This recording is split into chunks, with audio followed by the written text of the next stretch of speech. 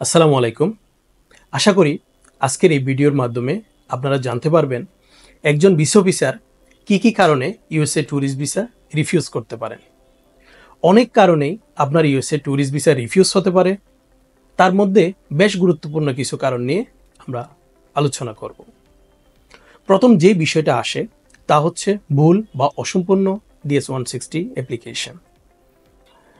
আপনার USA visa রিফিউজের অন্যতম একটি কারণ হচ্ছে ভুল বা অসম্পূর্ণ DS-160 অ্যাপ্লিকেশন সাবমিট করা। অনেকে তথ্য প্রদানের ক্ষেত্রে DS-160 অ্যাপ্লিকেশনে ইনঅ্যাপ্রোপ্রিয়েট তথ্য প্রদান করেন, যার কারণে ভিসা অফিসার আপনাকে রিফিউজ করে দেওয়ার সম্ভাবনাই অনেক বেশি থাকে। আমরা তথ্য প্রদানের ক্ষেত্রে সতর্ক থাকি না বা অনেক বিষয় স্কিপ করে রাখি। যেমন হচ্ছে আপনার শিক্ষাগত তথ্য বা আপনার বিশেষ প্রশিক্ষণের তথ্য প্রদানের ক্ষেত্রে সতর্ক না থাকা।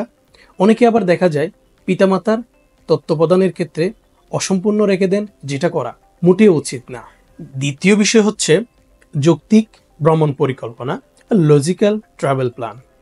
আপনি একজন ট্যুরিস্ট হিসেবে ইউএসএ যেতে চাচ্ছেন, এই জন্য অবশ্যই আপনার একটা যৌক্তিক ট্রাভেল প্ল্যান থাকবে, এটাই স্বাভাবিক, যেটা আপনি আপনার DS-160 অ্যাপ্লিকেশনে উল্লেখ করবেন।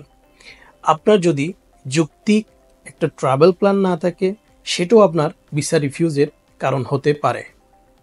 তৃতীয়ত যে বিষয়টা তা হচ্ছে আপনার আর্থিক অবস্থার সঠিক এবং বাস্তবসম্মত উপস্থাপন।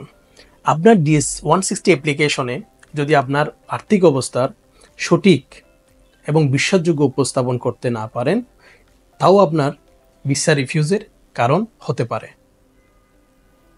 অনেকে আমরা মনে করি DS-160 অ্যাপ্লিকেশনের দায়িত্বের যে অংশ থাকে সে অংশটা তেমন লেখার প্রয়োজন নেই বা ভিসা অফিসার দেখেন না।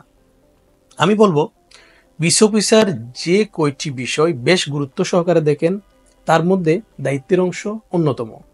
তাই আমার পরামর্শ থাকবে এমন কাউকে দিয়ে এই অংশটি কমপ্লিট করেন, যিনি জানেন যে দায়িত্বের অংশে কী কী উল্লেখ করতে হয় এবং একজন ভিসা অফিসার এই অংশ থেকে কী কী প্রত্যাশা করেন।